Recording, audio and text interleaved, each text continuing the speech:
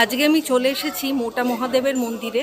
এটি একটি আটচালা মন্দির এবং 1716-তে প্রতিষ্ঠা করা হয়। হাটখোলা দত্তবাড়ির রসিকলাল দত্ত এবং জওহরলাল দত্ত প্রতিষ্ঠা করেন এবং শিবলিঙ্গটি তৈরি করেন গদাধর দাস। এবং যেহেতু 1716-র মন্দির, বুঝতেই পারছেন কত পুরনো মন্দির এটি। এবং ভেতরে যে শিবলিঙ্গটি আছে তার হাইট ওই ধরুন অ্যাপ্রক্সিমেটলি 10 ফুট হবে। সিঁড়ি দিয়ে উঠে পুজো দিতে হয়। আমি ভেতর থেকে গিয়ে একটু আপনাদের দেখাচ্ছি।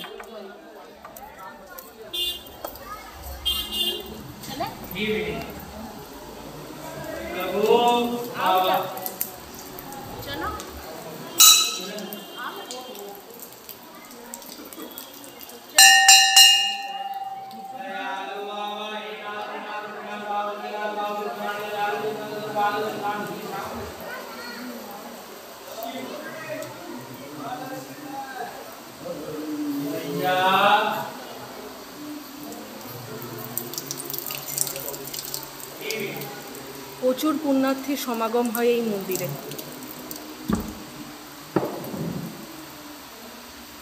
জয় বাবা, জয় বাবা, বাবা, বাবা।